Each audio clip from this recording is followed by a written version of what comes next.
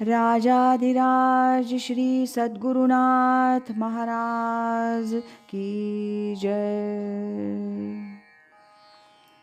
तीर्थस्वरूप परमपूज्य श्री रामराय गोविंद केळकर तथा श्री दासराम महाराज यांच्या वचनांवर आधारित श्री दादांचेच अंतरंग सत्शिष्य ना गोखले यांनी लिहिलेल्या नित्य नवा दिस जागृतीचा या ग्रंथातील आज ऐकूया 2 एप्रिल या दिवशीचं चिंतन। जडालाही काही प्रेरणा आहे म्हणून ते व्यवस्थित चाललं आहे। विश्वातल्या प्रत्येक वस्तूच्या अस्तित्वामागे काहीतरी निश्चित उद्देश असतो। त्या वस्तूच्या असण्यामधून काहीतरी साध्य करण्याचं उद्दिष्ट परमेश्वराचं आहे, हे निश्चित। त्याशिवाय त्याची निर्मितीच होणार नाही। जगात सर्व चैतन्यच भरलेलं आहे, हे जरी सत्य असलं तरी त्याच्या आविष्कारामध्ये असलेल्या फरकामुळे आपण जड आणि चैतन्य असा फरक करतो किंवा सजीव आणि निर्जीव असं म्हणतो।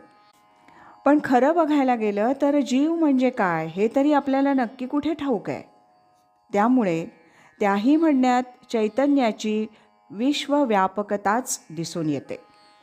म्हणून ज्याला आपण जड म्हणतो त्याची अस्तित्वाला काही प्रेरणा आहे, त्याच्यामागे काहीतरी उद्देश आहे।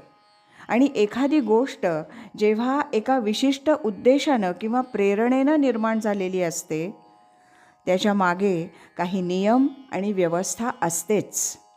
त्याशिवाय त्या विशिष्ट हेतूची साध्यता होऊ शकत नाही। त्यामुळे जगात जडाचा भाग आपल्या दृष्टीने जरी जास्त दिसत असला तरी तो काही विशिष्ट नियमांनी बांधला गेलेला असल्यामुळे त्याच्यात गोंधळ निर्माण होऊन काहीच्या काही होत नाही। सर्व व्यवस्थित चालतं। माणूसच आपल्या नसलेल्या बुद्धीचा टेंभा मिरवून या व्यवस्थेत घोटाळा निर्माण करत असतो। प्रयत्न तरी नक्कीच करतो। कधीकधी त्याला या गोष्टीमुळे निसर्गाकडून शिक्षाही भोगायला लागते। परंतु तमोगुणाच्या प्रभावामुळे मागचं न आठवणं आणि पुढचं न समजणं या तामस वैशिष्ट्यामुळे तो शहाणा होऊ शकत नाही, हे दुर्दैव। म्हणून माणसानं सुद्धा सजीव असण्याचा वृथा अभिमान बाळगून जडाच्या नियमांमध्ये ढवळाढवळ करण्याचा प्रयत्न करू नये, हे उत्तम। माणसाचं शरीर हेही आपण जड या संकल्पनेतूनच पाहतो। त्यामुळे त्याला मनबुद्धीशिवाय स्वतंत्र अशा प्रेरणा आहेत, म्हणजे वासना।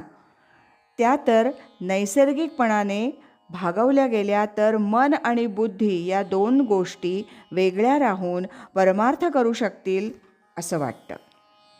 या सर्व गोष्टींचा खुलासा आणि त्यानुसार वाटचाल ही गुरुपदिष्ट साधना आणि सद्गुरू कृपा यांनीच साध्य होऊ शकते, हे नक्की।